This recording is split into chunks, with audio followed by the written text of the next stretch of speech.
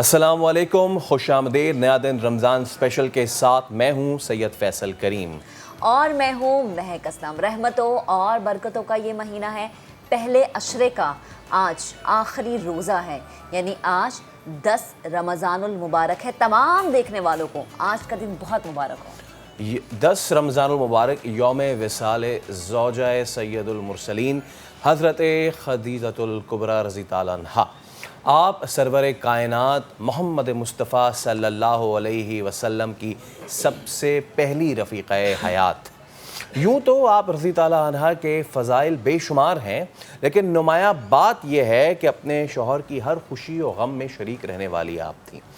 حضرت محمد مصطفیٰ صلی اللہ علیہ وآلہ وسلم نے جب اعلان نبوت فرمایا تو یہ بغیر کسی توقف کے ایمان لائیں۔ آپ صلی اللہ علیہ وسلم کی ہر قدم پر بھرپور نصرت فرمائی۔ تبلیغ دین کی راہ میں جب حضور اکرم صلی اللہ علیہ وسلم کو ستایا جاتا تھا تو یہ حضرت خدیجہ رضی تعالیٰ عنہا ہی تھیں جو آپ کی دلجوئی فرمایا کرتی تھیں۔ آپ صلی اللہ علیہ وآلہ وسلم کی تسکین قلب کا باعث بنتی، آپ کا ہر ممکن اکرام فرماتی، جس سے آپ صلی اللہ علیہ وآلہ وسلم کا غم دور ہو جاتا۔ آج کا ہمارا موضوع ہی شان حضرت خدیجۃ الکبریٰ رضی اللہ عنہا ہے۔ اس حوالے سے حدیث پاک ہے جو آپ کے ساتھ شیئر کرنا چاہیں گے۔ حضرت خدیجہ سے متعلق نبی کریم صلی اللہ علیہ وآلہ وسلم نے ارشاد فرمایا، خدیجہ وہ ہے جو مجھ پر اس وقت ایمان لائی جب لوگوں نے میرا انکار فرمایا، انہوں نے اس وقت میری تصدیق کی جب لوگوں نے مجھے جھٹلایا۔ تو فیصل، ہم جب بات کرتے ہیں نا بیویوں کی، ہم جب بات کرتے ہیں آپ کی شریک حیات کی، تو اماں خدیجہ کا ذکر بہت ضروری ہے۔ بے شک، اور سمجھیں کہ خدیجۃ الکبریٰ کے حوالے سے آج کا دن اس لیے بھی اہمیت کا حامل ہے مہک، کیونکہ 10 رمضان المبارک ہے، یوم وصال ہے، تو اس پہ مفتیان کرام سے بھی ہم گفتگو فرمائیں گے، لیکن ہمیشہ کی طرح جس طرح ہم اپنی ٹرانسمیشن کا آغاز کرتے ہیں مدحت رسول سے، تو ہمارے ساتھ نعت خواں غلام صابر صاحب موجود ہیں، ان کو ویلکم کرتے ہیں۔ غلام صاحب بہت شکریہ تشریف آوری کا، اور گفتگو سے پہلے میں چاہوں گا کہ آپ نعت رسول مقبول صلی اللہ علیہ وسلم جی میں پیش کر رہا ہوں۔ بسم اللہ۔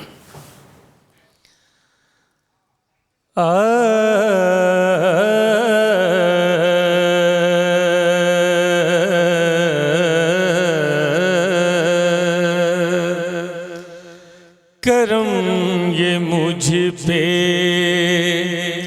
ہمیشہ شہ رکھیے، کرم یہ مجھ پہ ہمیشہ شہ رکھیے، میں خاک ہوں مجھے وابستہ قدم رکھیے، میں خاک ہوں مجھے وابستہ قدم رکھیے، کرم یہ مجھ پہ مجھے تو مانگنا آتا نہیں، میں کیا مانگوں،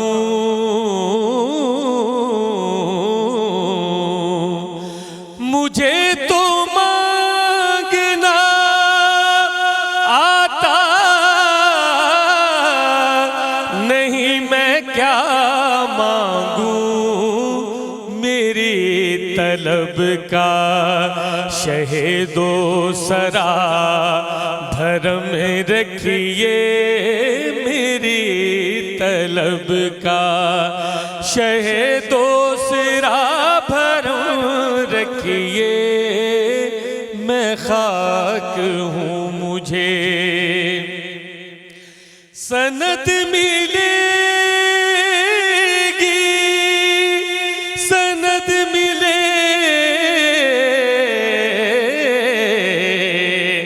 سند ملے گی اسی در سے سرفرازی کی، جبین دل کو در مصطفیٰ پہ خم رکھیے، جبین دل کو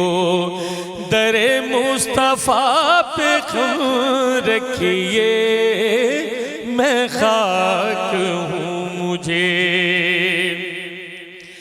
تمام نسبتیں قربان ان کی نسبت پر تمام نسبتیں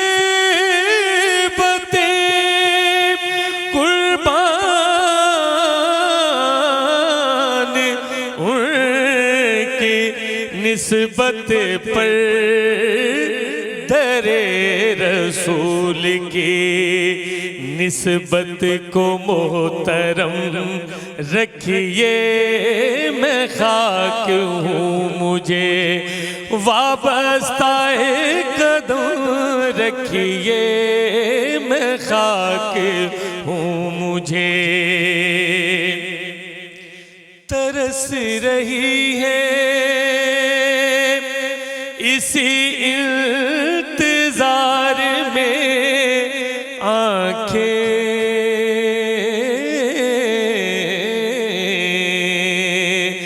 ترس رہی ہے اسی انتظار میں آنکھیں کبھی تو خانہ دل میں میرے قدم رکھیے کبھی تو خانہ دل میں میرے قدم رکھیے میں خاک ہوں مجھے وابستہ قدم رکھیے میں خاک ہوں مجھے ثنا حضور کی خالد نہ ہو سکے گی رقم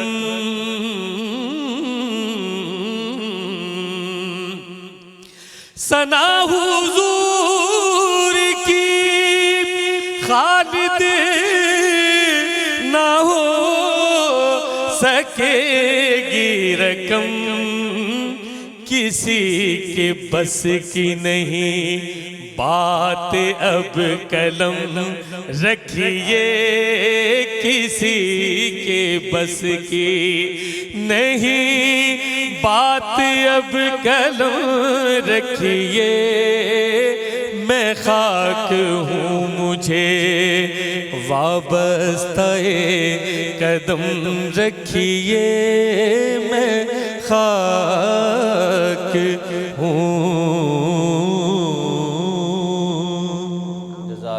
جزاک اللہ نہایت ہی خوبصورت آج کی ٹرانسمیشن کا آغاز کیا ہے آج کا دن بہت ہی اہم ہے آج کے اس سال کو عام الحزن کہا جاتا ہے یعنی کہ غم کا سال کیونکہ آج ہی کے سال آج ہی کے دن حضرت خدیجۃ الکبریٰ رضی اللہ عنہا کا وصال ہوا اب ناظرین یہ دیکھیے کہ خدیجہ کون ہیں خدیجہ وہ ہیں جن کے بارے میں جبریل امین حضور اکرم صلی اللہ علیہ وآلہ وسلم سے فرمایا کہ اے رسول جب وہ آئیں یعنی کہ جب خدیجہ آئیں تو انہیں ان کے رب کا اور میرا سلام کہہ دیں اور یہ بھی خوشخبری سنا دیں کہ جنت میں ان کے لیے موتی کا ایک گھر بنا ہے جس میں نہ کوئی شور ہوگا نہ تکلیف ہوگی خدیجہ کون ہے خدیجہ وہ ہیں جو نماز کی فرضیت سے پہلے بھی نماز ادا فرماتی تھی خدیجہ کون ہے خدیجہ وہ ہیں جنہوں نے اپنی ساری دولت حضور صلی اللہ علیہ وسلم کے قدموں پر قربان کر دی اور اپنی تمام عمر حضور اقدس صلی اللہ علیہ وآلہ وسلم کی خدمت کرتے ہوئے گزار دی خدیجہ کون ہے خدیجہ وہ ہیں کہ جس سال میں سب سے زیادہ قحط آیا تھا عرب میں اس وقت انہوں نے اپنے جو درد ہے ان کو کشادہ کیا اور لوگوں میں جو ہے اپنا مال بانٹا خدیجہ کون ہے خدیجہ وہ ہیں کہ جن کے حوالے سے حضور اکرم آقائے دو جہاں سرکار مصطفیٰ صلی اللہ علیہ وآلہ وسلم فرماتے ہیں کہ خدا کی قسم مجھے خدیجہ سے بہتر کوئی بیوی نہیں ملی کیوں لوگوں نے میرا انکار کیا اس وقت وہ مجھ پر ایمان لائی اور جب لوگ مجھے جھٹلا رہے تھے اس وقت انہوں نے میری تصدیق کی اور جس وقت کوئی شخص مجھے کوئی چیز دینے کے لیے تیار نہ تھا اس وقت خدیجہ نے مجھے اپنا سارا مال دے دیا، سبحان اور اسی لیے تقریباً 25 سال حضور پرنور صلی اللہ علیہ وآلہ وسلم کی آپ جو ہے وہ شریک حیات رہیں۔ اور یہ بھی میں آپ کو بتاتا چلوں کہ وصال جو ہے جب 10ویں سال 10 رمضان المبارک میں ہوا تو آپ مکہ مکرمہ کے قبرستان جنت المعلیٰ میں مدفون ہیں۔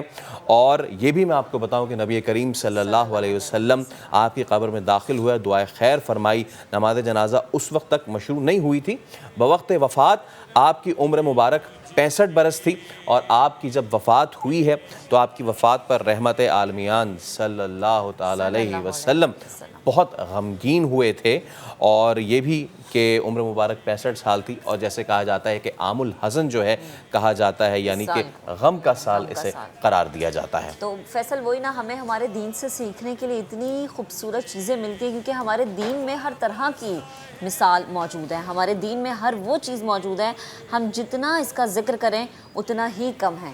اور میں چاہوں گی کہ آج ہم اسی ٹاپک پر بات کریں۔ ہمیں جوائن کر چکے ہیں مولانا محمد حسنین مسعودی صاحب۔ السلام علیکم مولانا صاحب، کیسے ہیں آپ؟ رمضان مبارک۔ مولانا صاحب، ہم اپنے پروگرام میں بھی اس بات کا ذکر کر رہے ہیں، اور یقیناً تمام مسلمانوں کے لیے جاننا بہت ضروری ہے۔ اماں خدیجہ کے حوالے سے میں چاہوں گی کہ پہلے تو آپ اماں خدیجہ کے حوالے سے ہماری رہنمائی فرمائیں، ان کا جو کردار رہا حضور کی زندگی میں، انہوں نے جیسے ہر قدم پہ حضور کا ساتھ دیا۔ اعوذ باللہ من الشیطان اللعین الرجیم، بسم اللہ الرحمن الرحیم، وبہ نستعین وہو خیر ناصر ومعین، الحمد للہ رب العالمین، والصلاة والسلام علی رسولہ الکریم وآلہ الطاہرین۔ بسم اللہ الرحمن الرحیم، قل لا اسألکم علیہ اجرا الا المودۃ فی القربى۔ یہیں سے بات کو اگر آغاز کر دیا جائے تو بہت مناسب رہے گا کہ میرے رسول سے کہا جا رہا ہے قرآن مجید میں کہ اے میرے حبیب، اے میرے رسول، آپ کہہ دیجئے کہ قل لا اسألکم علیہ اجرا الا المودۃ فی القربى، کہ میں تم سے اجر رسالت میں کچھ نہیں طلب کرتا مگر یہ کہ میرے قرابت داروں سے محبت کرو، مودت اختیار کرو۔ آج ام المومنین حضرت خدیجۃ الکبریٰ، مادر حضرت زہرا، زوجہ رسول خدا، ان کی رحلت کے حوالے سے سب سے پہلی چیز جو سمجھنے کی ہے نا، وہ بڑی اہم ہے ان کے حوالے سے۔ دیکھیے، رسول اکرم صلی اللہ علیہ وسلم نے تقریباً 11-15 تک کی جو ہے ان کی ازواج کی تعداد ملتی ہے، 9، 11، 15 مختلف روایات اور مورخین نے اس کی تعداد کو لکھا۔ اور سب سے پہلی شریک حیات، بے شک، اور وہ شریک حیات ہیں کہ جیسے کہ ابھی میں سن رہا تھا، آپ فرما رہے تھے کہ اس وقت آپ نے میری معاونت کی اور مدد کی کہ جب کوئی میری آواز سننے والا نہیں تھا، مجھے لوگ صادق نہیں کاذب کہتے تھے، میرے بتائے ہوئے طریقے کو ایڈاپٹ نہیں کرتے تھے۔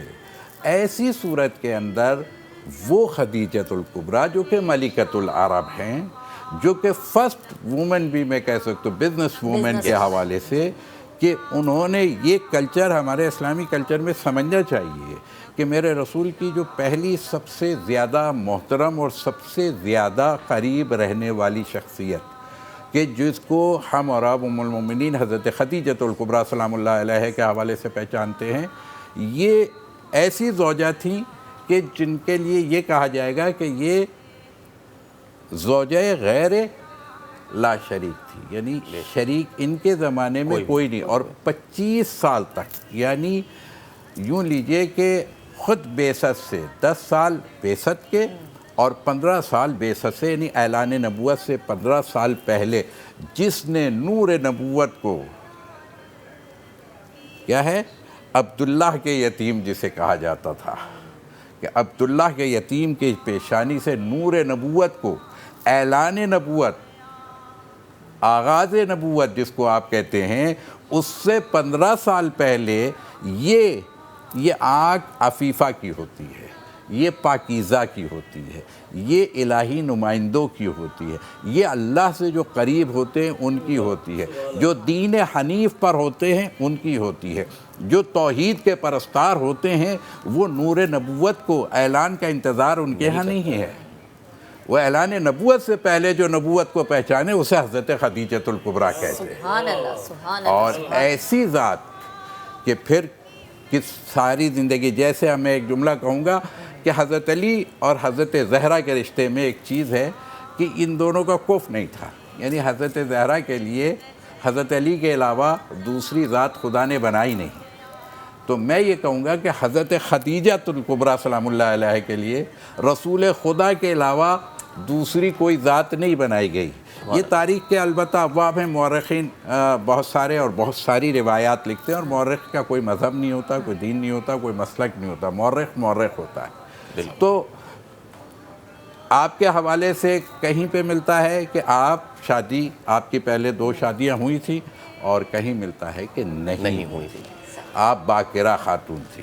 عمر کے حوالے سے بھی کہ 25 سال بھی سارے مورخین ہیں، یہ اس میں کوئی اختلاف نہیں ہے کہ یہ سنی یا شیعہ یا یہ مسلک کا یا اس مسلک کا، نہیں، جو راوی ہیں وہ مورخین ہیں۔ مورخین نے جو روایت نقل کی وہ 25 سال کی بھی نقل کی ہے کہ آپ کی اس وقت جب آپ کی شادی ہوئی میرے رسول خدا صلی اللہ علیہ وآلہ وسلم کی ذات گرامی سے، تو اس وقت آپ کی عمر مبارک 25 برس تھی یا 28 برس تھی یا 40 برس تھی۔ البتہ یہ بحث نہیں ہے، یہ انبیاء کے یہاں، اولیاء کے یہاں، اوصیاء کے یہاں یہ بحث نہیں ہوتی۔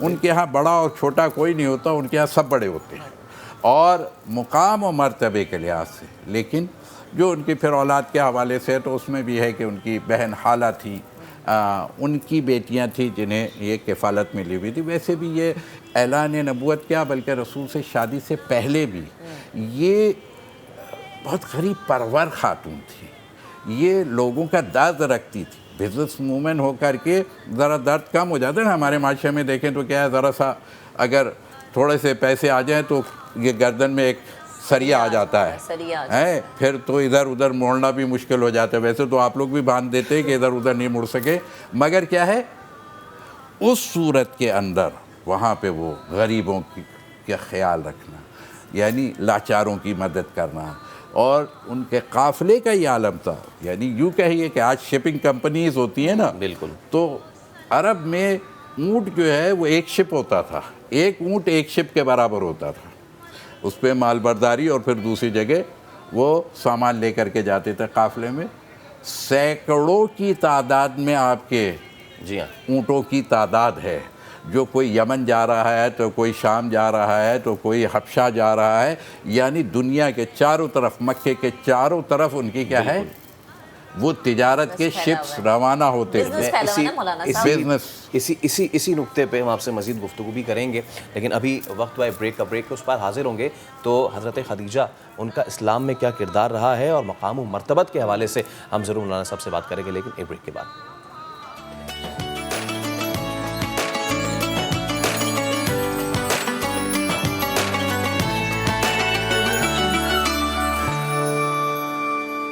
تو یہ نسبت کا ہی ہمیں ملتا ہے، حضور کی نسبت سے ہی ہمیں نوازا جاتا ہے۔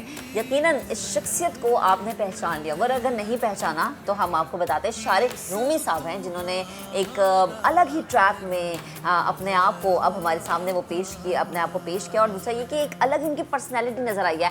90s کا جب ٹائم تھا تو گلوکاری میں ہم نے دیکھا کہ انہوں نے اپنا نام بنایا، اپنا لوہا منوایا، اور اب جس طرح سے وہ ہمارے سامنے آئے یقیناً سب کے لیے تھوڑا سا حیران کن ہے۔ تو ہمیں جوائن کیا انہوں نے شکاگو USA سے۔ السلام علیکم شارق، کیسے آپ؟ رمضان مبارک، اور زبردست جو ہم نے دیکھا ہے، کمال کر دیا آپ نے۔ خیر مبارک، خیر مبارک، بہت شکریہ مہک۔ وعلیکم السلام سب کو، السلام علیکم تمام دیکھنے والوں کو، تمام حاضرین کو۔ جی میں یہ آپ سے پوچھنا چاہوں گی کہ USA میں آپ موجود ہیں، اور جو پاکستان کا رمضان ہے وہ تو یقیناً آپ نے دیکھا ہوگا، پاکستان کے رمضان والی بات وہاں پر نہیں ہے، جو وہاں کا رمضان ہے اس کے حوالے سے اگر آپ کچھ بتانا چاہیں۔ لکیلی میں شکاگو میں رہتا ہوں، اور شکاگو ایک اتنا ڈائیورسفائڈ سٹی ہے، ہمارے ہاں ایک بہت بڑی پاکستانی پاپولیشن ہے، اس کے علاوہ ایک بہت ہی بڑی مسلم پاپولیشن شکاگو میں، تقریباً ہر سبب میں تقریباً ہر جگہ ہی پائی جاتی ہے. اور اس کی وجہ سے سٹی آف شکاگو کے اندر بھی ہمیں جس علاقے میں رہتا ہوں کم سے کم بھی یہاں پر 6 سے 8 مسجدیں ہیں میرے قریب جہاں ہم جا سکتے ہیں نماز پڑھنے کے لیے. ایسے گروسری اسٹور ہیں جہاں سے آپ کو افطاری کی ساری چیزیں، سموسے، پکوڑے، سب چیزیں مل جائیں گی. اس کے علاوہ اگر آپ سبربز میں بھی کہیں جاتے ہیں، جیسے اگر ہم کبھی جاب کے سلسلے میں دور ہوتے ہیں تو ہمیں کوئی نہ کوئی ایسا ریسٹورینٹ، کوئی نہ کوئی ایسی جگہ مل جاتی ہے جہاں سے ہم حلال فوڈ لے سکتے ہیں. تو اس معاملے میں شکاگو میں رہنے والے بہت خوش نصیب ہیں. اور پھر ابھی عید آئے گی تو انشاءاللہ عید کی رونقیں بھی اگر موقع لگا تو آپ کو ضرور دکھائیں گے. تو سر نظر آتے ہیں. ہماری مارکیٹ جو ہے یہاں کی ڈیوان ایونیو جس کا نام ہے، اور ایک سے ایک چیز آپ کو وہاں پر مل جائے گی، لیٹسٹ سے لیٹسٹ فیشن کی اور جو بھی ٹرینڈی چیزیں ہوتی ہیں وہ ساری مل جاتی ہیں. لیکن پاکستان اور اپنا خاص طور پہ کراچی، اور خاص طور پہ کراچی کے وہ علاقے جہاں میں رہا ہوں، جہاں سے میں بلانگ کرتا ہوں، تو وہ ہر وقت یاد آتے ہیں. ظاہر ہے شارق اس چیز کو تو بھولا نہیں جا سکتا نا، کیونکہ اس کا مزہ، اس کی اپنائیت ایک الگ ہے. اچھا میں ایک اور سوال آپ سے پوچھنا چاہوں گی. 90s کے بعد ایک دم سے آپ غائب ہو گئے نا، اور پھر ایک دم سے ہم نے آپ کو دیکھا اب ایک الگ ہی انداز میں، ایک الگ ہی جذبے کے ساتھ. تو یہ جو درمیان کا پورا ٹائم تھا جس میں آپ بالکل غائب تھے، پلیز ذرا اس حوالے سے بھی بات کیجیے گا. دیکھیں اس میں یہ کہوں گا کہ میوزک میں نے کبھی نہیں چھوڑا، میں میوزک چھوڑ نہیں سکتا. میوزک میرے اندر ہے، اور میوزک ہی ایک وہ چیز ہے جو میں بہت شوق سے، بہت پیشن سے کرتا ہوں. بٹ ہاں، تھوڑا ارلی لائف کے ارلی سٹیجز میں کوئی بھی پروفیشنل کام کرنے کا یہ نقصان ہوتا ہے کہ ایک پوائنٹ پہ آ کے آپ اسٹیٹک ہو جاتے ہیں. آپ کو سمجھ میں نہیں آتا کہ اب نیکسٹ آپ نے کیا کرنا ہے. اور پھر جیسے جیسے ٹائم گزرتا ہے، عمر میچور ہوتی ہے. میں یہ نہیں کہہ رہا کہ میں بڈھا ہو گیا ہوں، but you know what I am saying. تو اس کے حساب سے پھر آپ کے لوکنگ ینگ. آپ فیصل، آپ ایگری کریں گے؟ بالکل بالکل. اچھا شارق، مجھے یہ بتائے گا، یقیناً جیسے آپ نے کہا نا جو کراچی کی اپنائیت ہے، جو پاکستان کی بات ہے، وہ تو کہیں پر بھی نہیں ہے.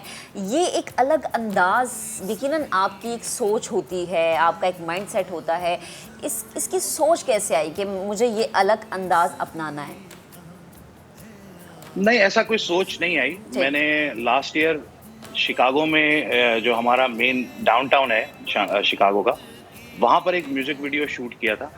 یا نبی سلام علیہ کا ایک سلام، ایک نعت یا کلام میں نے خود ہی لکھا تھا، خود ہی کمپوز کیا تھا. تو کافی لوگوں نے اس کو اپریشیٹ کیا. کچھ چیزیں مجھے لگا اس میں رہ گئی تھیں کرنا.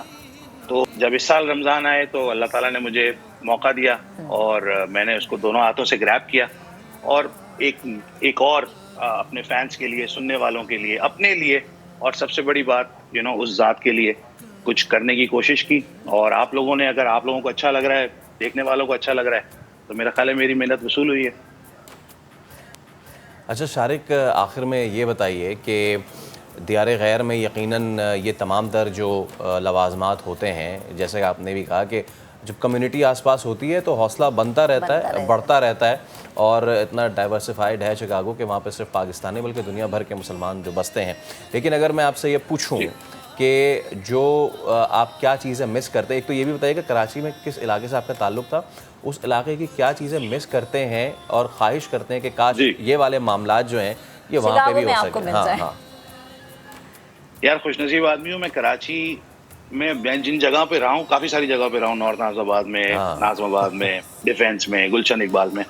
لیکن مجھے کراچی کے ہر حصے سے جو پیار ملا ہے جی، اور پرفارم میں نے کراچی میں تقریباً ہر علاقے میں کیا ہے. کوئی شاید یہ ایسا علاقہ ہو، ہر جگہ پرفارم کیا ہے.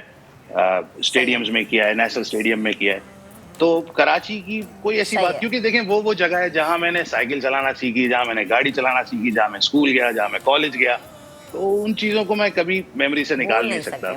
اور لکیلی شکاگو کے اندر دوست بھی ہیں، فیملی بھی ہے، سب یہیں پر ہیں. تو ہم لوگ مل بانٹ کے بس یاد کرتے ہیں کراچی کو.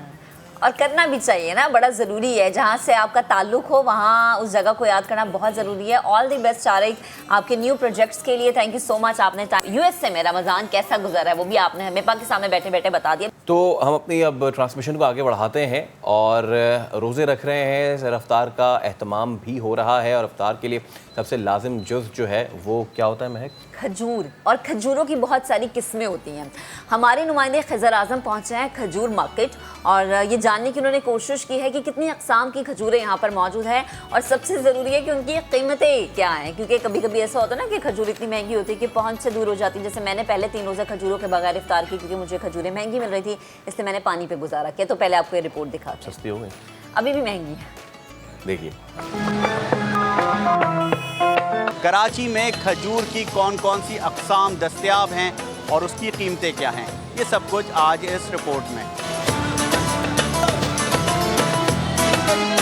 ایران سے آتا ہے عربی کھجور، آتا ہے مضافتی کھجور، آتا ہے زیدی کھجور، آتا ہے عراق سے آتا ہے بصرہ کھجور، آتا ہے اور سعودیہ سے جو آتا ہے عجوا کھجور آتا ہے، عنبر کھجور آتا ہے، سکری کھجور آتا ہے، مبروم کھجور آتا ہے، مجول کھجور آتا ہے۔ بہت اچھے اچھے کھجور ہے، بہت اچھے اچھے نام ہے۔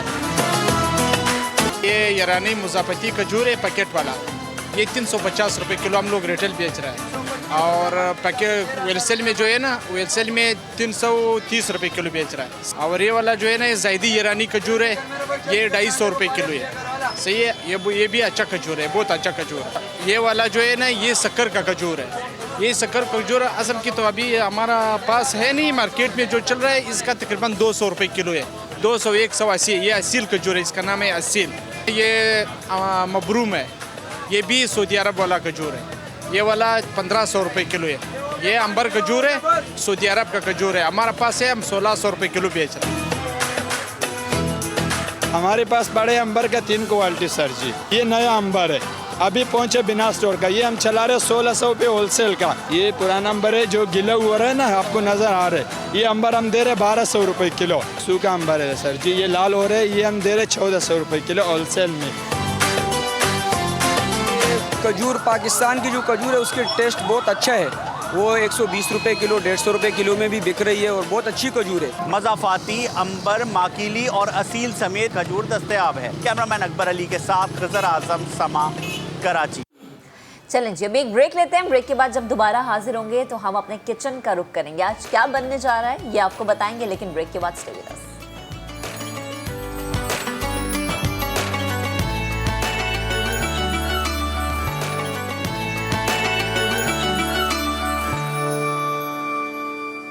Welcome back. کچن میں موجود ہوں اور شیف سائرہ میسا موجود ہے۔ آج ہم سائرہ سے پوچھیں گے کیا بننے جا رہا ہے۔ السلام علیکم سائرہ۔ وعلیکم السلام۔ کیا بنانے جا رہی ہے آج ہمارے پاس مینیو میں، کیا ہے؟ آج میرے پاس ہے وائٹ چیزی چکن۔ وائٹ چیزی چکن، سو اس کے لیے ہمیں چکن تو چاہیے ہوگا، یہ مجھے پتا ہے۔ اچھا جی، مزید کیا کیا چاہیے؟ مزید ہمارے پاس اسپائسیز ہیں جس میں زیرہ پاؤڈر ہے، ٹھیک ہے، بلیک پیپر ہے، وائٹ پیپر ہے، جنجر اینڈ گارلک تو بیسک ہے، ٹھیک ہے، ریڈ ہول پیپر ہے، کیپسیکم ہے جس سے ہم گارنش کریں گے، گرین چلیز ہیں جس کو میں نے سلائس کاٹ لیا ہے، چیز کریم اینڈ یوگرٹ اس کا بیسک ہے جس سے یہ چیزیں بنے گی۔ And what is this? Oil ہے جی۔ چلیں جی، آئل جو ہے اس میں آج ہم یہ وائٹ چیزی چکن کڑھائی بننے جا رہی ہے۔ اچھا، چکن کی مقدار کتنی ہے؟ ہاف کے جی۔ ہاف کے جی ہے، اور یہ مجھے ویسے بون لیس لگ رہا ہے نا، بون لیس لگ رہا ہے، تو آپ نے اس کٹ کی یہ بوٹیاں لینی ہیں جو کہ بون لیس ہو۔ چیزی چکن کڑھائی بنانے کے لیے سب کچھ ہم نے آپ کو بتا دیا ہے۔ یہ ہاف کے جی کے لیے اتنے انگریڈینٹس یوز ہوں گے، اور اس کے بعد اگر آپ اس کی مقدار بڑھانا چاہیں تو پھر ظاہر ہے جو مثلا مقدار بھی بڑھ جائے گی۔ تو ہم شروع کریں؟ چلیں جی، ہم شروع کرتے ہیں اپنی یہ چیزی چکن کڑھائی اور دیکھتے ہیں کہ کیا رزلٹ آتا ہے اور کیسا بنتا ہے یہ۔ اتنی دیر فیصل کی طرف چلتے ہیں۔ فیصل بتائیے گا مزید ہم آگے پروگرام میں کیا بات کرنے جا رہے ہیں؟ شکریہ مہک ایک بار پھر۔ اور جیسا کہ ہم نے آپ کو آج کے شو میں بتایا ہوا ہے کہ حضرت خدیجۃ الکبریٰ رضی تعالیٰ عنہا کا آج یوم وصال ہے، تو اسی سلسلے میں آج ہم گفتگو کر رہے ہیں، اور مولانا صاحب بھی ہمارے ساتھ موجود ہیں۔ مولانا صاحب، شروع سے اگر لے کر چلیں تو کس طریقے سے، اگر میں لفظ کو صحیح استعمال کر پا رہا ہوں کہ ملاپ ہوا، رشتہ کس کی طرف سے بھیجا گیا، اور پھر معاملات کس طرح بڑھے، ذرا میں یہ آپ سے پوچھنا چاہتا ہوں۔ دیکھیے، بات تو بہت سادہ سی ہے، اور اسلام کا قانون ویسے تو جو ہمارے معاشرے میں ہے وہ بالکل برعکس ہے، اسلام کا قانون بالکل مختلف ہے۔ یعنی اگر ہم یہ دیکھیں تو یہ وہی رشتہ ہے کہ جس میں پہل حضرت خدیجۃ الکبریٰ سلام اللہ علیہا کی طرف سے ہوئی ہے، یعنی انہوں نے خود رشتے کو بھیجا، اور اچھا رشتہ ہی نہیں بھیجا بلکہ مال تجارت کے لیے بھی اپنی سہیلی کو بھیجتی ہیں، اور بھیجنے کے بعد کیا ہے، وہ ایک طرف حضرت ابو طالب اور رسول خدا بات کر رہے ہوتے ہیں، لیکن دوسری طرف سے کہ بھئی کچھ کاروبار کیا جائے اور تجارت کے لیے، تو یہ بات ہو ہی رہی ہے، وہاں سے پیغام آ گیا کہ آپ کو یاد فرمایا اور ہمارے کاروبار میں آپ ذمہ داری کو سنبھالیں۔ اور پھر اس کے بعد وہاں یہ بھی کہہ دیا اپنے میسرہ غلام کو کہ دیکھو ان کے معاملات میں بولنا کچھ نہیں ہے تمہیں، یہ پہلی بات۔ اچھا، ان کے والد گرامی کے حوالے سے ایک بات میں کہوں گا کہ جب یمن سے بادشاہ آیا تھا اور حجر اسود لے جانا چاہ رہا تھا، تو انہی کے والد تھے حضرت خدیجۃ الکبریٰ کے، جنہوں نے اس میں مزاحمت کی اور اسے روکا تھا اور اس کو محفوظ کرایا۔ یعنی یہ دور جو ہے نا، یوں کہیے کہ بہرحال یہ گھرانہ ہمیشہ سے دین کی خدمت پر معمور رہا، اور پھر اس کے بعد حضرت خدیجہ نے وہاں منع بھی کر دیا تھا کہ ان کے معاملات میں نہیں بولنا، بس یہ دیکھنا کہ یہ تجارت کرتے کیسے ہیں، یہ زیادہ منافع کماتے ہیں کہ کم کماتے ہیں، یہ دیکھنا کہ یہ سچ بول کے مال بیچتے ہیں یا سچ بول کے نہیں مال بیچتے ہیں، یہ دیکھنا کہ یہ ملاوٹ کرتے ہیں کہ نہیں کرتے۔ تو یہ ساری چیزوں کی ذمہ داری لگائی اور بولنا کچھ نہیں، اور پھر اس نے واپس آ کے کہا، تو پھر اس کے بعد وہی سلسلہ ہوا کہ پھر حضرت ابو طالب سے رشتے کے لیے پیغام دیا گیا، اور پھر وہ میں کہوں گا کہ کائنات کا وہ خوبصورت رشتہ مکے کی سرزمین پر جو واقع ہوا، کہ جو گھر ایسا گھر ہے، یہاں دو بات ہے کہ رشتہ بھی حضرت خدیجہ الکبریٰ سلام اللہ علیہ، اگرچہ کہ اس کو ہم محبت کی، جس کو آپ کی زبان میں کہتے ہیں محبت والی شادی، تو یہ بالکل محبت ہی والی شادی تھی، اور شادی تو ہونی بھی محبت ہی سے چاہیے، کوئی عداوت سے تو شادی ہو نہیں سکتی ہے۔ تو یہ تو ویسے ہی ایک غلط بات ہے کہ جی یہ محبت کی شادی ہے، تو شادی تو ہوتی ہی محبت کی ہے، تو جہاں محبت نہ ہو وہاں شادی ہونی نہیں چاہیے، اسی لیے گھر بگڑ جاتے ہیں۔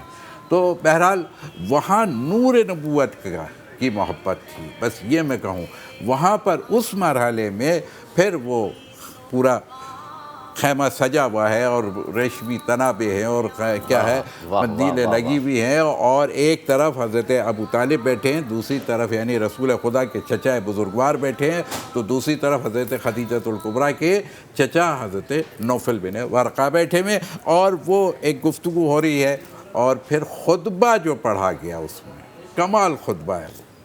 اچھا، یعنی ہم اور آپ جی میں چاہوں گا کہ میں یہیں پہ اس بات کو روکنا تو میں نہیں چاہ رہا، کیونکہ اتنی خوبصورت منظر کشی کر دی ہے آپ نے، خطبے سے ہی ہم اس بات کا دوبارہ آغاز کریں گے جہاں سلسلہ ہم توڑیں گے، کیونکہ ابھی ایک بریک کا وقت ہوا چاہتا ہے، بریک کے اس پر حاضر ہوں گے، تو وہ خطبہ کیا تھا یہ بھی آپ کو بتائیں گے، حضرت خدیجہ کی مقام و مرتبت کیا ہے اس پہ بھی گفتگو ہوگی، اور نعت بھی ہم سنیں گے، اور کچن میں کیا چل رہا ہے اس پہ بھی ہم بات کریں گے، لیکن ایک بریک کے بعد ہمارے ساتھ رہیں۔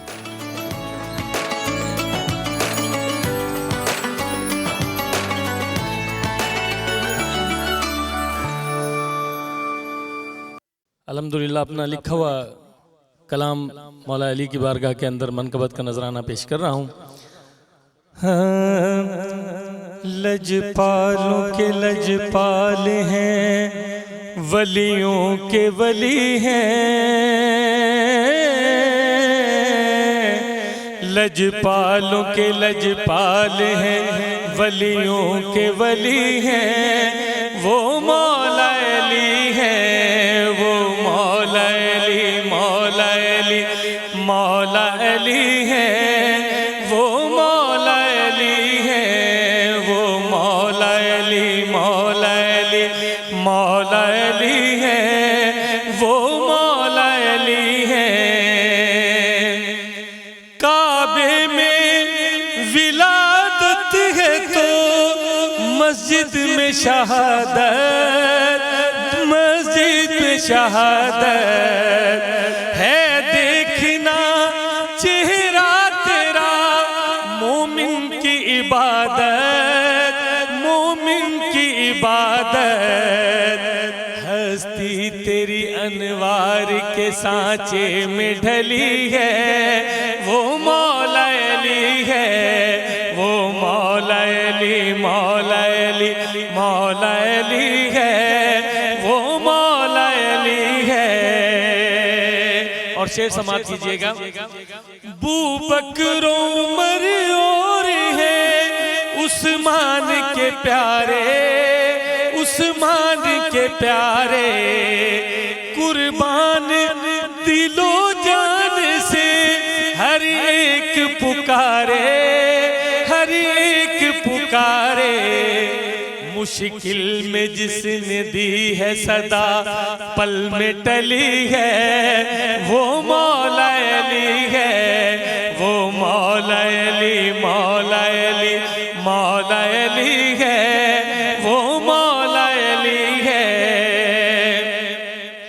کرتے ہیں ملائک بھی تیرے در کی گدائی تیرے در کی گدائی مٹھی میں زمانہ ہے تو ٹھوکر میں ہے شاہی ٹھوکر میں ہے شاہی جنت سے ہنسی جس کے دلاروں کی گلی ہے وہ مولا علی ہے جنت سے ہنسی جس کے دلاروں کی گلی ہے وہ مولا علی ہے وہ مولا علی مولا علی مولا علی ہے وہ مولا علی ہے اور قبلہ مقطع سماعت کیجئے گا صابر کو ملے زہرا حسنین کا صدقہ حسنین کا صدقہ یہ آل محمد کے گھرانے کا ہے منگتا گھرانے کا ہے منگتا ہے نسل میری انہی کے ٹکڑوں پہ پلی ہے وہ مولا علی ہے وہ مولا علی مولا علی مولا علی ہے وہ مولا علی ہے لجپالوں کے لجپال ہیں ولیوں کے ولی ہیں وہ مولا علی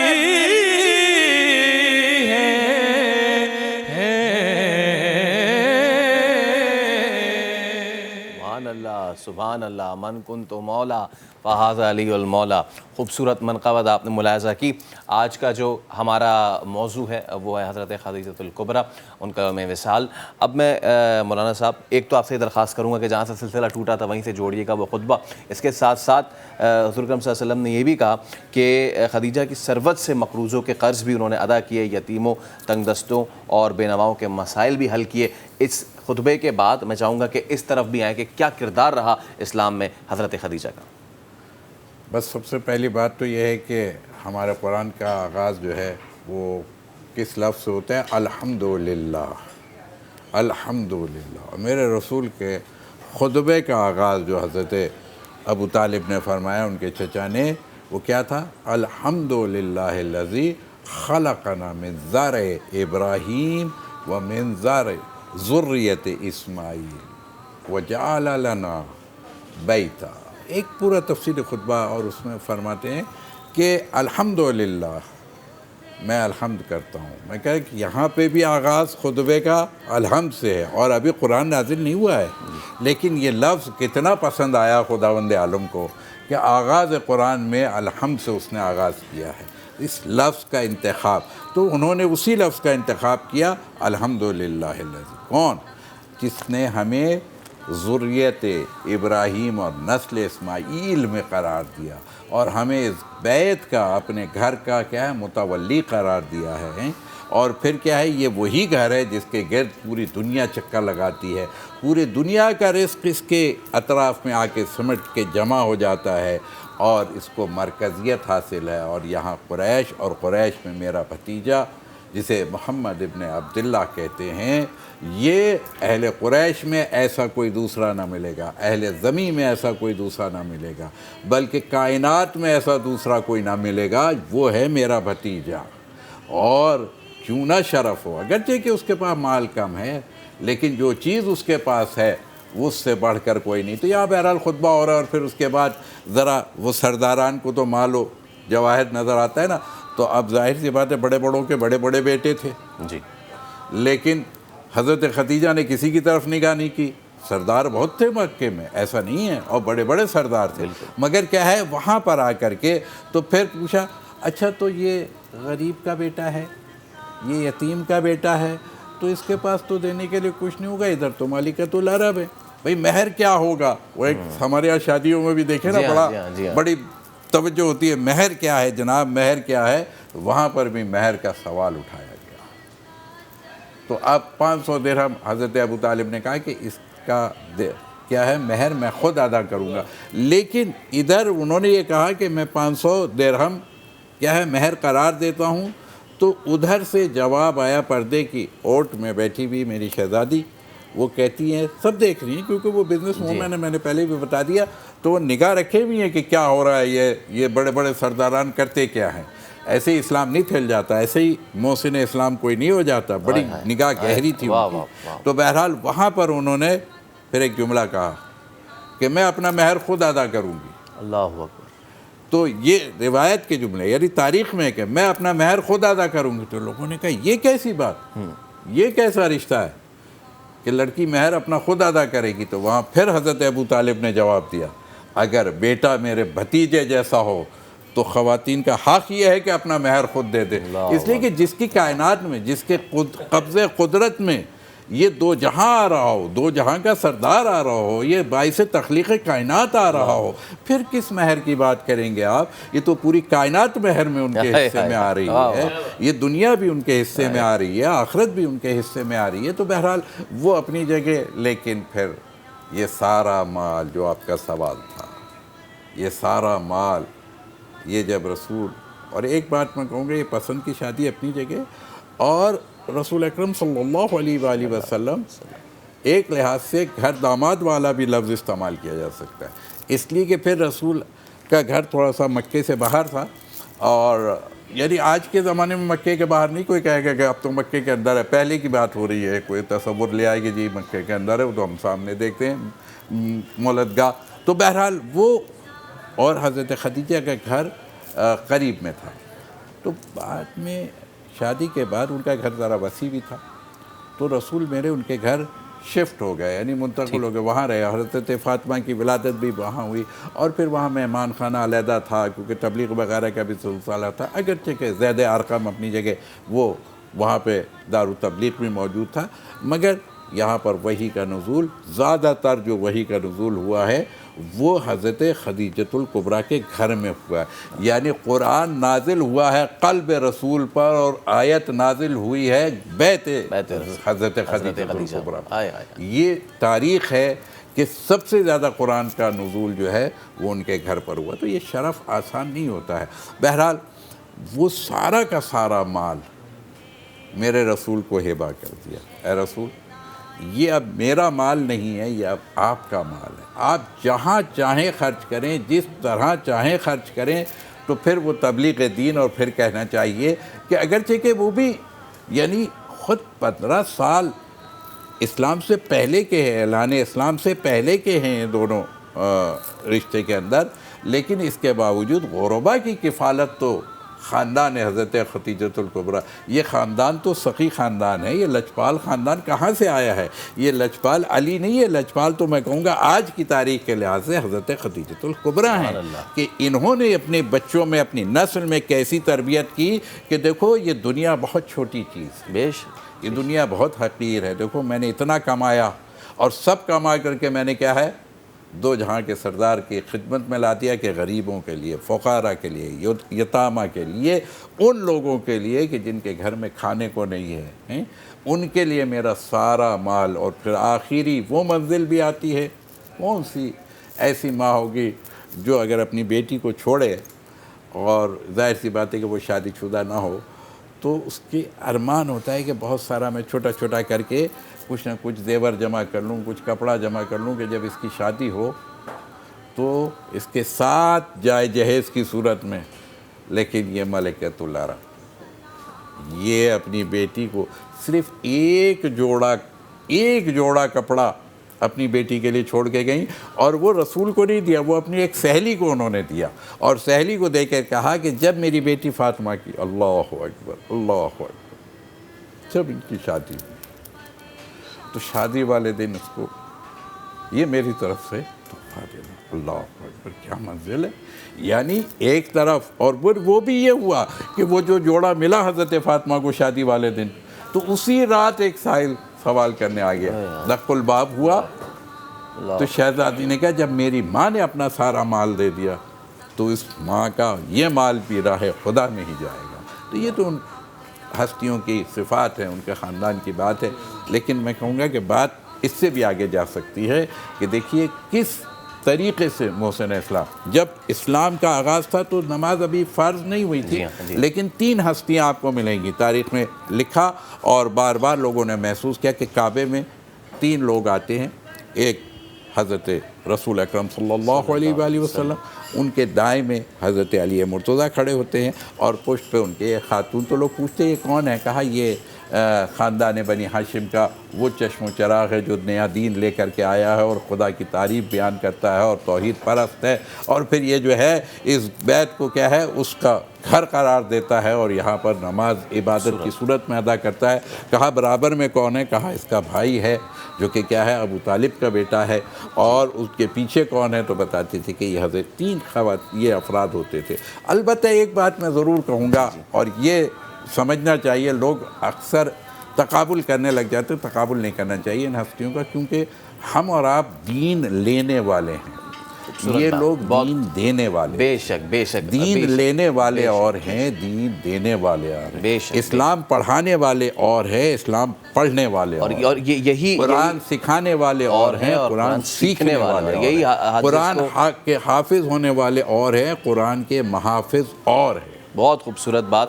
اور یقیناً گفتگو کا سلسلہ اتنا خوبصورت ہو چکا ہے کہ دل نہیں چاہ رہا کہ یہ سلسلہ ٹوٹے. لیکن مولانا صاحب بہت شکریہ آپ کے تشریف آوری کا, اور یقیناً آنے والے پروگرامز میں بھی آپ کو ہم زحمت دیں گے اور اسی طرح گفتگو کا سلسلہ جاری رکھیں گے. کچن کا جب کرتے ہیں اب اور مہک کی جانب چلتے ہیں, مہک بتائیے کہ وہاں پہ اس وقت صورتحال کیا بنی ہوئی ہے, کتنا کچھ بن چکا ہے, کتنا کچھ رہ گیا ہے؟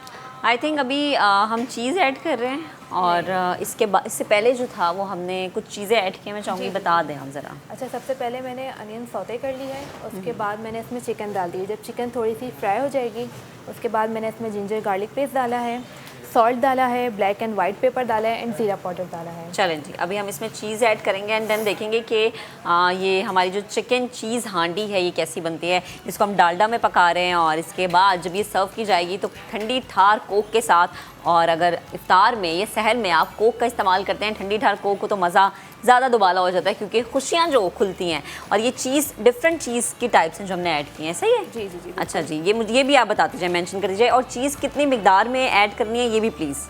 چیز آپ کو جتنا بھی چیزیں بنانا ہو, میں نے ½ kg کے حساب سے 3 سلائس جو ہے وہ چیڈر چیز کے ایڈ کری, جو سلائس میں برگر وغیرہ میں ہم لوگ یوز کر رہے ہوتے ہیں. باقی ریکٹینگولر والی جو چیز ہوتی ہے وہ میں 2 پیس میں نے اس میں ابھی ایڈ کرے ہیں, باقی میں گارنش کے لیے ایڈ کروں گی. چلیں جی, ابھی یہ ہماری چکن چیز ہانڈی جو ہے وہ بن رہی ہے. سو ابھی بریک لیتے ہیں, بریک سے جب دوبارہ حاضر ہوں گے تو دیکھیں گے کہ کتنی بن چکی ہے اور مزید اس میں کیا کیا ایڈ ہوگا. سو یہ جو ریسیپی ہے یہ دوبارہ سے ہم ریپیٹ کروائیں گے, ہمارے ساتھ رہیے.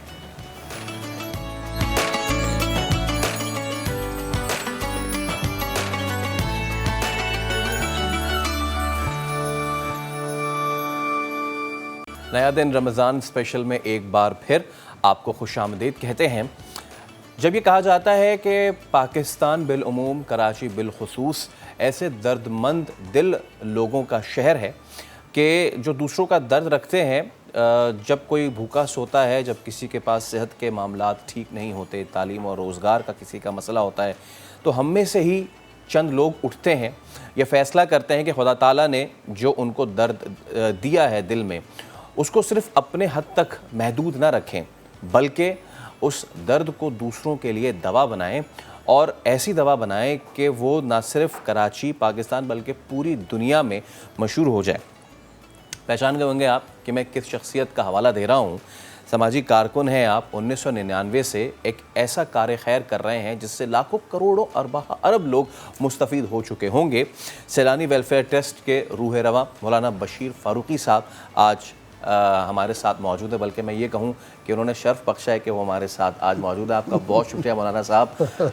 میری ذاتی, ایک تو میری پوری ٹیم کی بھی, اس کے علاوہ میری ذاتی یہ خواہش بھی تھی کہ آپ سے ملاقات ہو, تو بہت شکریہ آپ کا. سب سے پہلے تو خیریت دریافت کرتا ہوں, امید ہے خیریت سے ہوں گے. الحمدللہ, بہت شکریہ آپ کا, شکریہ آپ نے بلا لیا. اور سونے پہ سہاگا یہ ہے کہ چلے عام دنوں میں تو آپ کی مصروفیت کا عالم ہوتا ہی ہے, بہت زیادہ ہے, لیکن رمضان کے دنوں میں کیا مصروفیت رہتی ہے, ذرا یہیں سے آپ گفتگو کا آغاز کرتے ہیں.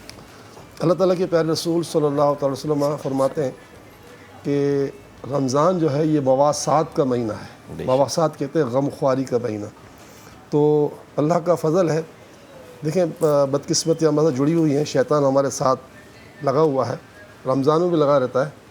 ان الشیطان یجری من الدم, تمہاری خون کی ساتھ تیر رہا ہوتا ہے بدن میں. اب یہ کہ رمضان میں ذرا خون گاڑھا ہو جاتا ہے پانی نہ پینے کی وجہ سے تو اس کی رفتار کم ہو جاتی ہے. تو حضور میری تمنا یہ ہوتی ہے کہ رمضان آئے تو میں بس اس کام میں جتنا ہو سکے آگے بڑھوں, کیونکہ رسول اکرم صلی اللہ علیہ وسلم پوری کائنات کے سب سے بڑے سخی ہیں, جواد ہیں. مگر آپ کے بارے میں آتا ہے کہ رمضان میں آپ کی خیرات تیز ہوا سے زیادہ بڑھ جاتی تھی. اللہ اکبر. آپ کی ویسے تو خیرات ہے کہ وہ کائنات میں اتنا بڑا کوئی سخی پیدا ہی نہیں ہوا, لیکن رمضان کے ساتھ ایک بات خاص کر دی کہ اتنی کہ تیز ہوا سے زیادہ آپ کی خیرات بڑھ جاتی تھی. تو میری اخلاقی ذمہ داری یہ ہے کہ میں اس رمضان میں اپنے آپ کو بہت زیادہ جو نا بزی رکھ دیتا ہوں اور کوشش کرتا ہوں. ویسے بھی میری پالیسی ہے, آپ بہت سے لوگوں کو گمان ہے کہ مجھ سے ملاقات بہت مشکل ہے. آج ایک بہت بڑے ڈاکٹر کینسر کے میرے پاس آئے تھے, انہوں نے کہا آج مجھ سے ملاقات انہوں نے کی تو کہا مجھے پتہ نہیں تھا کہ آپ اتنے ایزی ہیں. تو میں نے کہا الحمدللہ میری پالیسی ہے الحمدللہ کہ میں سیلانی میں جتنے بھی سائل آئے غریب سے جو رات کو سڑک روڈوں پہ سوتے ہوں, میرا آرڈر ہے اپنی ٹیم کو کہ ان سے ملاقات کے کوئی راستے دروازہ نہیں ہے, ان کے لیے پولا کھول دو. کیونکہ دیکھیں میری اگر عزت ہے, اگر آج آپ نے مجھے بلایا نا, آپ کے پاس تو لوگ پیسے خرچ کر کے آتے ہیں بھائی کہ ہمیں بلا لو بھائی تو آپ نے تو مجھے فری بلا لیا. مقصد کہنے کا یہ ہے کہ مجھے جو آپ نے بلایا نا تو یہ انہی غریبوں کی دعا کا سلسلہ ہے. تو بس یہ کہ جناب ہماری خواہش ہوتی ہے کہ رمضان شریف میں پورا سال ایک طرف, رمضان ایک طرف. اور میں نے یہ میں قسمیہ کہہ سکتا ہوں کہ میں نے اللہ تعالیٰ سے دعا بھی کی تھی رمضان سے پہلے کہ کم از کم مجھے مولا اس مہینے میں 1 ارب روپے خرچ کرنے کا موقع دے دے. اللہ اکبر, اللہ اکبر. آپ دعا کی آپ فرق دیکھ رہے ہیں, اور اس میں مجھے کہنے میں کوئی شرم یا عار نہیں ہے کہ جہاں ایک طرف لوگ مانگتے ہیں کہ خدا مجھے لاکھوں دے دے, وہیں یہ ایسی شخصیت ہمارے ساتھ موجود ہے جو کہہ رہا ہے اے خدا مجھے تیرے بندوں پہ 1 ارب روپے خرچ کرنے کا موقع فراہم کر دے. تو خدا تعالیٰ آپ کی یہ دعا قبول بھی کرے, ہماری تو یہ دعا ہے. اچھا مولانا صاحب, اس سے پہلے کہ میں لوگوں کو معلوم ہے لیکن پھر بھی بتانا بار بار ضروری ہے کہ جی کن کن سیکٹرز میں کام ہو رہا ہے, میں تھوڑا سا آپ کی ٹیم کے حوالے سے میں جاننا چاہوں گا, کیونکہ جو رہتا ہے کراچی میں پاکستان میں ان کا بلا واسطہ آئے دن کسی نہ کسی طریقے سے پڑتا رہتا ہے واسطہ. میں چاہوں گا یہ ٹیم کتنی بڑی ہے, کیسے آپ نے شروع کیا, کتنے لوگوں سے شروع کیا, اور اب یہ ٹیم کتنے لوگوں تک جا پہنچی ہے؟ دیکھیں شروع تو 1999 میں ہم نے کیا تھا کام, مگر ہم تو ایک بنیادی طور پر جو ہے نا میمن لوگ ہیں. جی ہاں بالکل بالکل. اور جب پاکستان بنا تھا سب سے پہلے آگے ہم ہی آئے تھے. تو اتنی مزے کی بات یہ ہے کہ میں مولانا صاحب بھی میمن کمیونٹی سے تعلق رکھتے ہیں, اور جو ہمارے سب کے بہت پیارے عبدالستار ایدی صاحب وہ بھی میمن کمیونٹی سے تعلق رکھتے ہیں. تو یہ جو ہے نا میمن کمیونٹی کا بہت بڑا قرض ہے پاکستان اور کراچی پہ, یہ میں بتاؤں. تو عرض یہ تھا کہ ویسے تو شروع سے یہ کام اللہ تعالیٰ ہم سے کروا رہا تھا, جتنا اس کا فضل, جو جیسا اس کی رحمت. 1999 میں باقاعدہ اس کام کا آغاز کیا نا, تو ہم نے 3 ملازم رکھے, ایک ایمبولینس کا ڈرائیور رکھا تھا, ایک چوکیدار اور ایک کیشر.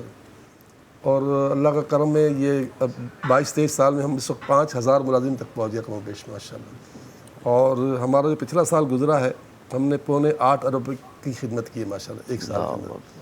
اور اس سال ہماری نیت ہے 11 ارب تک پہنچنے کی, جس کی مرضی پہنچائے اللہ. تو میرا لیے کہ کام آج 5000 کے آس پاس ملازمین ہیں, کراچی سے لے کر خیبر تک سارے شہر آ گئے. پھر ہمارے ٹرکی میں جو سیریا کے متاثرین ہیں ان کے لیے بھی کام روزانہ ہو رہا ہے. وہاں ہم نے بریڈ پلان لگایا جس میں 1 لاکھ روٹیاں روزانہ پک رہی ہیں. اچھا پاکستان سے کوئی پیسہ نہیں جا رہا, جب شروع کیا تو تب تھا, اب تو وہیں کے لوگ چندہ کر کے ان کا کام کر رہے ہیں. کیا بات ہے. وہ ایک صدقہ جاریہ کا بیج ڈال دیا تھا, اب وہ خود پھل دے رہا ہے. یہ ترکی میں ہو رہا ہے. یہ ٹرکی میں ہوا ہے, اور ٹرکی میں تو ضرورت نہیں, ٹرکی کے ساتھ بارڈر ہے اس کا سیریا کا. جی ہاں جی ہاں جی. جہاں یہ لوگ آ کے پناہ لیے ہوئے ہیں, ان کے لیے کھانا پکتا ہے. 1 لاکھ روٹیاں روز کی گنجائش اس کے اندر ہے, اور 40,000 افراد کا چاول پکتے ہیں. ان کا اپنا غذا ہے چاول کی طرح. تو یہ الحمدللہ اس طرح ہم نے جارڈن میں, روہنگیا میں, اور جہاں جہاں ہم پہنچ سکے ہم نے پہنچا. لیکن مین مقصد ہمارا فوکس پاکستانی ہے, کہ ہم کوئی کم غریب نہیں ہیں, دنیا کے غریب ترین حالات سے ہم 2-4 ہیں. تو ہماری خواہش ہوتی ہے کہ ہم اس میں آگے رہیں. اب عمران خان صاحب نے 3 بڑے کام شروع کیے تھے, پناہ گاہیں, کوئی بھوکھا نہیں سوئے گا, اور لنگر خانے.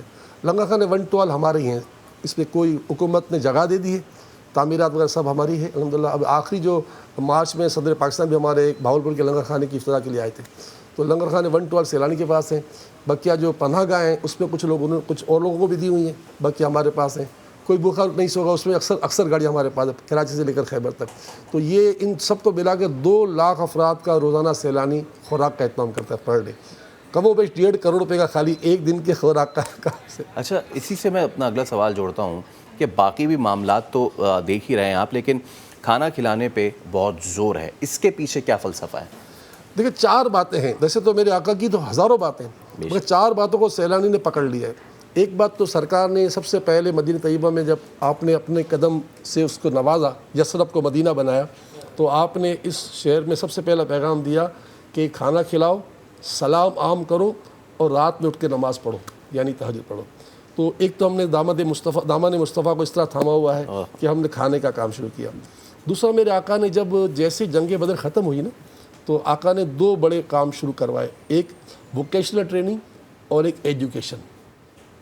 تو ہم الحمدللہ ایجوکیشن میں پاکستان کا واحد ادارہ ہے جو ہم مونٹیسری سے لے کر CA کرواتے ہیں, اور CA بھی نہیں کرواتے بلکہ جو CA کر چکے ہیں, جو 5-10 لاکھ روپے کی تنخواہ میں کام کر رہے ہیں, ان کو ہم ڈیٹا سائنس پڑھا رہے ہیں, یعنی CA سے بھی اب آگے نکل گئے. اچھا, یہ آج جتنے بھی بیوروکریٹس بنتے ہیں, چاہے چیف سیکرٹری بن جائیں, یہ سارے CSS کر کے جاتے ہیں. جی, تو ہم CSS بالکل فری کروا رہے ہیں. تو اللہ کا کرم ہے کہ ہم تعلیم میں ہم نے دامن مصطفیٰ کو پکڑا ہوا ہے. ووکیشنل ٹریننگ سینٹر بھی ہمارا ایسا مطلب انمول ہے, مطلب نایاب ہے, یا جو لفظ میرے پاس کہہ دوں کم ہے, کہ ہمارے یہاں ہم فیمیل کو امپاور کر رہے ہیں, فیمیلس کو. کراچی کی, پاکستان کی بڑی بڑی فیکٹریاں ہم سے آن لائن ہیں. ہم 20 دن میں عورت کو, خواتین کو ٹریننگ دے دیتے ہیں, 21ویں دن کو جاب دلا دیتے ہیں, اور وہ ماشاءاللہ بہترین روزگار کما رہی ہوتی ہیں. تو اور سارا پردے کا نظام بھی ہوتا ہے, عورتوں میں مرد نہیں آ سکتا. فیکٹری کے معاملات میں بھی کافی پھر آؤٹ بریک کے لیے آنے جانے کے لیے انتظامات بھی ہوتے ہیں. تو ووکیشنل ٹریننگ میں بھی ہم یہ اللہ کی رحمت سے کریں. تو پہلی بات تو کھانا ہوا, دوسری تعلیم ہوئی, تیسرا ووکیشنل, چوتھا ہے انٹرپرینیور. یہ ہمارے پیارے آقا نے لوگوں کو انٹرپرینیور کیا. خود آقا خود انٹرپرینیور تھے, تاجر تھے, اور شادی آج جن کا یوم وصال ہے, بالکل, حضرت خدیجہ کبریٰ رضی اللہ تعالیٰ عنہ وہ خود انٹرپرینیور تھیں. جی, اور اسی نکاح کا صورت بھی یہ بنی. تو ہم اس پر کام کر رہے ہیں. ہم نے 10 لاکھ افراد کو IT ٹرین کرنا ہے انشاءاللہ. اور ہمارا یہ دعویٰ تو نہیں, ہمارا حسن دن اللہ کی بارگاہ میں کہ کوئی قرض اتارے نہ اتارے, پاکستان قرض ہم اتار دیں گے انشاءاللہ. ایک سال میں $100 بلین کما کر دینے کی صلاحیت ہمارے بچے رکھیں گے انشاءاللہ. اچھا, ابھی تک کتنے لوگ ٹرین کر چکے ہیں؟ دیکھیں, ون ٹائم تو ہم 75,000 بچوں کو بھی اب ایک ساتھ جوائن کیا تھا. یہ کورونا نے ہماری سب کی کمر توڑ دی تھی, اب دوبارہ ہم اٹھنا شروع ہوئے ہیں. ابھی جو فروری میں جو ہمارا ٹیسٹ ہوا تھا, پاکستان کی تاریخ پر رقم ہوئی تھی, اس میں صدر پاکستان بھی آئے تھے. جی ہاں, 22,500 تو کاپیوں نے ریسیو کی تھی, 5,000 بچے جو واپس چلے گئے تھے. تو انہیں سمجھ اتنا بڑا تو کہیں کسی میچ پہ انسان نہیں جمع ہوتا, اور بڑا پیسفلی پر. تو یہ کہ دنیا نے دیکھ لیا کہ جو ہم اللہ تعالیٰ کی رحمت سے کہہ رہے تھے کہ ہمارے پاس اپنا کچھ بھی نہیں ہے, یہ سب تمہارا کرم ہے آقا کے بات اب تک بنی ہوئی ہے. اچھا, ووکیشنل ٹریننگ کن ایسپیکٹس میں دے رہے ہیں, کون سے ڈفرینٹ ہیں؟ اپنا ان ہاؤس جو ہے نا, ہم ٹیکسٹائل ٹریننگ کرا رہے ہیں اور موٹر سائیکل. بقیہ تو ہنر فاؤنڈیشن ہے, امن ہے, ہم سب کے پارٹنر ہیں. دیکھیے, سیلانی نے سب سے دوستی کی ہوئی ہے. ہم نے وہ کام نہیں کرنے جو اور کر رہے ہیں. جیسے شیڈ فاؤنڈیشن کے پاس پاگل خانہ ہے, یتیم خانہ ہے, old citizen, old male female ہے, ہم سارے لوگ وہاں بھیج دیتے ہیں. شیڈ فاؤنڈیشن بھیج دیں. المصطفیٰ میں ہم نے ڈائلسس سسٹم اپنے پاس نہیں رکھا, وہاں بھیج دیتے ہیں. انصار برنی کے بعد بھیج دیتے ہیں, چھپا کے بعد چلے جاتے ہیں. ایدی میں ہم نے کوئی شرم نہیں رکھی. ہم نے کہا کام کرنا ہے, کس کے لیے؟ قبر حشر کے لیے اور انسانوں کے لیے. تو آج پورے کراچی میں جو ادارہ دن میں 2.5 سے 3 کروڑ خرچ کرتا ہو پر ڈے, وہ کیا ایمبولینس نہیں خرید سکتا؟ بالکل. آپ کو ایک ایمبولینس کراچی میں ہماری نہیں ملے گی. کیوں ملے گی؟ ہاں, فیصلہ آباد میں ملے گی, حیدرآباد میں ملے گی, ہمیں یہاں کیوں نہیں ملے گی؟ کیسے ملے گی بھائی؟ ہم کیوں پیسہ برباد کریں اس میں لوگوں کا؟ ہم وہ کام کرنے کی خواہش رکھتے ہیں جس میں ہماری آخرت خراب نہ ہو جائے. اب یہ تو شو بازی کے لیے ہم بہت سے کام کر سکتے ہیں, ہمیں کرنا ہی نہیں ہے. بھائی دیکھیے, اگر ہم نے یہی کرنا ہے تو آج آپ بھی مجھے اپنے پاس نہیں بٹھاتے. یقیناً. اور جو آپ نے, اچھا, اس گفتگو سے پہلے بھی ایک چیز جو آپ نے کی تھی کہ آپ CA سے لے کے CSS تک بھی کرا رہے ہیں. اس صوبے میں, اس شہر کے لوگوں کو تو بہت زیادہ ضرورت ہے اس چیز کی, بہت ضرورت ہے سر, بہت ضرورت ہے. اور یہ اسی شہر کے اردو بولنے والے لوگ بہت زیادہ اس میں پیچھے رہ گئے تھے. جی ہاں, تو بھائی مطلب یہ نہیں کہ اردو بولنے والا اور سندھی بولے, ہر بولنے والا بولے, لیکن ہر ایک کو کم از کم کچھ تو کچھ ملے نا. تو خاص کر کے ہمارے پاس ایسے لوگوں کو بڑا مطلب یعنی کہ جو ہے نا فوکس ہے کہ وہ لوگ جو اب تک محرومی کی زندگی گزار رہے تھے وہ آگے بڑھیں. یہ آپ نے بہت اچھی بات کی. اچھا, ہم نے شہر کی تو بات کر لی, ذرا میں اندرون سندھ یا ایون پنجاب کے جو انٹیریئر سائڈز ہیں, خیبر پختونخوا میں جو گاؤں ہیں, وہاں پہ کیا کیا معاملات چل رہے ہیں؟ ہمارا تو ایک تو یہ خوراک کے ساتھ ہمارا پانی کا بہت بڑا کام ہے. ہاں, میں خود تورخم بارڈر کے جہاں ہمارا دارا خیر بنا ہوا ہے نا, وہاں تک ہم نے ہمارے RO پلانٹ لگا, وہاں تک لگا ہوا ہے. ہم تقریباً کم و بیش 2.25 کروڑ گلاس پانی پر ڈے صاف لوگوں تک پہنچا رہے ہیں. 2.25 کروڑ گلاس پر ڈے, یعنی پاکستان میں پانی پر اتنا بڑا کام بھی شاید کسی کی. اچھا, المیہ یہ ہے کہ سرکار نے اربوں روپے جھونک دیے RO پلانٹوں پر, فلٹر پلانٹ پر, وہ بند پڑے ہوئے ہیں. تھر میں تو 1000 پلانٹ بند پڑے ہیں. تو بدقسمتیاں تو ہمارے جڑی ہوئی ہیں نا. تو اب ہم نے ان اور ہمارا دارالحکومت جس کے RDA اور CDA جو اس کے ادارے ہیں, ان کے پلان ہم چلا رہے ہیں. میں یہی جتنی مولانا صاحب آپ نے گفتگو کی کہ یہ بھی ہو رہا ہے, یہ بھی ہو رہا ہے, ایسا ہو رہا ہے, یہ بھی ہو رہا ہے, تو اتنی دیر سے میں یہ سوچ رہا تھا کہ آپ سب کر رہے ہیں تو جن کو کرنا ہے وہ کیا کر رہے ہیں, میں تو یہ بھی سوچ رہا ہوں. اچھا مولانا صاحب, رمضان میں ویسے ہی چاہے وہ آپ کی سیلانی ویلفیئر ہو یا پھر بہت سارے دیگر ادارے ہیں, JDC سے لے کے چیپا سے لے کے ADC لے کے, سب کے سب اپنے اپنے حیثیت اور اپنے اپنے جو اللہ تعالیٰ توفیق عطا فرماتا ہے اس کے حساب سے اپنا کرتے ہیں. عام آدمی بھی جو ہے نا, وہ بھی کوئی بچہ ہے وہ لے کے افطار پہ کھڑا ہوا ہے اور وہ آتے جاتے سڑک پہ لوگوں کو دے رہا ہے. ہمارے لوگوں کے لیے آپ کیا پیغام دینا چاہیں گے؟ لوگ بہت اچھے ہیں, لوگ آگے بڑھ کے کام کرنا چاہتے ہیں. دیکھیے, پیغام تو اس میں تو کوئی شک نہیں کہ رسول اکرم صلی اللہ علیہ وسلم کی حدیث پاک ہے, 1 روپیہ 1 لاکھ سے بڑھ گیا. صحابہ نے کہا یہ کیسے؟ کہا جس کے پاس 2 تھے اس نے 1 دے دیا تو اس نے اپنی آدھی کائنات دے دی. تو میں تو کہوں گا کہ رسول اکرم کا فرمان ہے صلی اللہ علیہ وسلم کا کہ جس نے روزہ دار کو افطار کروایا اس کے لیے مغفرت ہے, یعنی جنت ہے. تو صحابہ کرام نے کہا یا رسول ہمارے پاس اتنا نہیں ہے.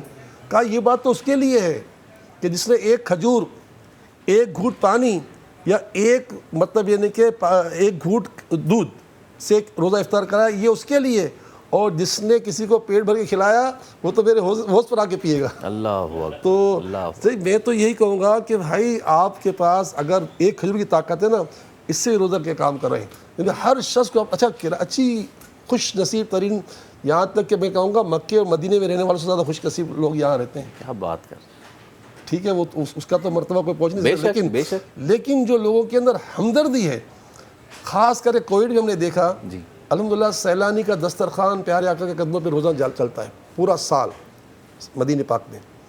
تو ہمیں اتنا بڑا صدمہ پہنچا کووڈ میں کہ جو پاکستانی حضرات ہیں, اچھا ہمیں تو باقاعدہ وہاں سے مسجد نبوی کی انتظامیہ کی طرف سے اپروول ملی تھی کہ آپ کھانا کھلا سکتے ہو, مطلب آپ کھلاتے ہی نہیں ہیں, پیک کر دینا پڑتا ہے, ایسے نہیں کھلاتے بیٹھا. بالکل. تو وہاں ان دنوں میں اصلیت پتہ چل گئی لوگوں کی کہ وہاں جتنے بھی غیر ملکی تھے, چاہے وہ پاکستانی تھے, بھارت کے تھے, وہ بہت برے حال میں تھے. ان عرب لوگوں نے اپنے لوگوں کو تو نوازا, کسی کو نہیں نوازا. مگر ہمارے یہاں یہ چیز نہیں ہے. نہیں, کون سندھی, کون پٹھان, کوئی مہاجر, کوئی پختون, کچھ بھی نہیں, ہر ایک کے ساتھ تعاون. ان لوگوں نے یہ بڑی زیادتی کی ہے. بے شک, بے شک. حالانکہ اتنی بڑی جگہ پر ہیں, کیونکہ ہم تو آنکھوں دیکھا رکھ رہے ہیں نا, ہم تو وہ کام کر رہے ہیں مدینہ پاک میں. بالکل پتہ ہے کہ یہ حالت دیکھ رہی ہے. بشیر فاروقی صاحب, میں تہہ دل سے آپ کا شاکر ہوں اور آپ تشریف لائے اپنے مصروف دن سے وقت نکال کے, گو کہ آپ نے یہ کہہ دیا ہے اور ہم بھی اس کے گواہ ہیں کہ مشکل آدمی نہیں ہے ملنے کے لیے. آپ جائیں تو آپ سے یہ ضرور ملاقات کریں گے, اس درخواست کے ساتھ کہ ہم آپ کو زحمت دیں گے دوبارہ, اور اگر آپ نہ سکے تو ہم خود آئیں گے انشاءاللہ اور پورا دن شوٹ کریں گے آپ کے ساتھ. بہت شکریہ آپ کی تشریف آوری کا. تو مولانا بشیر فاروقی ہمارے ساتھ موجود تھے. جب کہا جاتا ہے کہ اتنی افتاد آتی ہے ہم پہ, پھر بھی پاکستان کیوں چل رہا ہے, تو شاید یہی وہ لوگ ہیں جن کی وجہ سے چل رہا ہے. ایک بریک لیں, دوبارہ حاضر ہوں گے, ہمارے ساتھ ہی رہیے.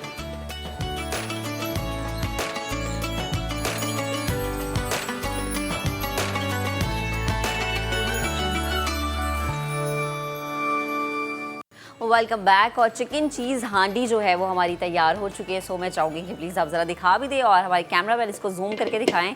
اور یمی سی یہ لگ رہی ہے.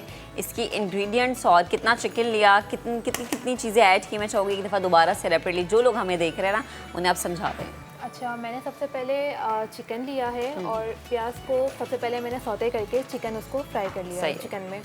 اچھا, اس کے بعد میں نے اسپائسز ایڈ کیے 1 by 1, جس میں جنجر گارلک پیسٹ ہے, سالٹ ہے, بلیک پیپر ہے, وائٹ پیپر ہے اینڈ زیرہ پاؤڈر. زیرہ پاؤڈر از مسٹ, آپ نے ایڈ کرنا ہے. ٹھیک ہے. چیزی چکن ہے تو اس میں 2 ٹائپس کی چیز یوز کروں گی, ایک ریکٹینگولر ہے اور ایک چیڈر چیز ہے. یوگرٹ ایڈ کروں گی اور یوگرٹ ایڈ کریے اور کریم ایڈ کریے. اس کو گارنش جو ہے وہ ہم لوگ گرین چلیز سے کریں گے اینڈ دین ڈش آؤٹ کر لیتے ہیں. ٹھیک ہے. اس کے چلے میں چاہوں گی کہ یہ آپ ذرا گارنشنگ بھی کر لیں اور ہم دکھا بھی دیں کہ یہ بن کے لگ کیسی رہی ہے.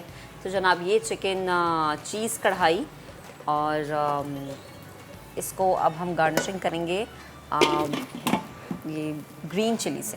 چلیں جی, بڑی آسان سی ریسیپی ہے, آپ گھر میں بڑا ایزیلی بنا سکتے ہیں. سحر ہو یا افطار ہو آپ ایزیلی کھا بھی سکتے ہیں, کیونکہ عموماً سحری میں ہوتا ہے ایسا ہی اب کہ ہم نا رات کا سالن جو ہے یا فریش سالن جو ہے ہم وہ بنا کے کھا رہے ہوتے ہیں. اور ایک پہلا عشرہ بھی گزر گیا. اگر ٹیسٹ بھی آپ لوگ چینج کرنا چاہتے ہیں اپنا سحری کا یا افطاری کا تو اس میں بھی آپ یہ یوز کر سکتے ہیں. اور یہ سائٹ پہ جو انگریڈینٹس یوز ہوئے ہیں یہ ہم آپ کو بتا بھی رہے ہیں. اگر آپ نے نوٹ ڈاؤن نہیں کیا تو آپ یہاں سے دیکھ کے نوٹ ڈاؤن کر سکتے ہیں. اور یہ جو ہم نے چکن یہ 1/2 kg تھا اور یہ اچھا یہ اس کے اوپر آپ نے الگ سے چیز جو ہے وہ ایڈ جی یہ کیا, یہ بھی ذرا بتا دیں ذرا جو دیکھنے والے ہیں. اور یہ ٹرائنگل چیز ہے, اس کو میں نے ایڈ بھی کیا کوک کرتے وقت اور میں اس کو گارنش کے لیے صرف اس کے اوپر لگا رہی ہوں انٹل اور انلیس آپ کو ضرورت پڑے تو. اچھا, اٹس اپ ٹو یو. اگر آپ چیز کو زیادہ پسند کرتے ہیں, چیزی لور ہیں, تو دین آپ جتنا ہی ایڈ کر سکتے ہیں چیز وہ آپ کے اوپر ہے. اور اگر آپ چکن کی مقدار کو بڑھا دیں گے تو ظاہر ہے جتنے انگریڈینٹس ہیں وہ سب بڑھ جائیں گے. سو یہ آج کا ہمارا کچن کا سیگمنٹ اور جس میں آج ہم نے بنائی ہے چکن چیزی کڑھائی. تھینک یو سو مچ اتنا زبردست کھانا بنانے کے لیے. تو اب ہم ٹیسٹ کریں گے تو پتہ چلے گا اس کا ٹیسٹ کیسا ہے. سو فیصل آپ کی طرف آتے ہیں اور نعت سنتے ہیں. بہت شکریہ. اور جیسے کہ آج کا دن ہمیں اس بات کی یقین دہانی کراتا ہے کہ جو ازواج مطہرات ہیں ان کی سردار ان کا یوم وصال, اور اس حوالے سے بڑی خصوصی گفتگو بھی ہوئی. آخر میں میں اپنے نعت خواہ بھائی غلام صابر بھائی سے یہ درخواست کروں گا کہ جیسا خوبصورت آغاز اس ٹرانسمیشن کا کیا تھا اتنا ہی خوبصورت اگر اختتام بھی ہو جائے تو کیا ہی بات ہے. یا رسول اللہ نظر فرمائیے,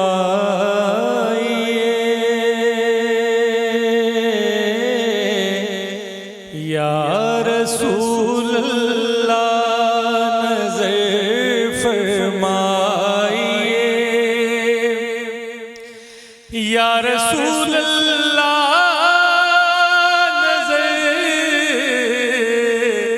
فرمائیے, نقش فانی ہوں امر فرمائیے, نقش فانی ہوں امر فرمائیے.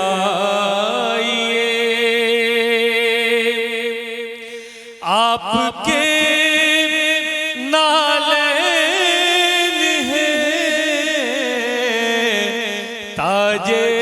شہید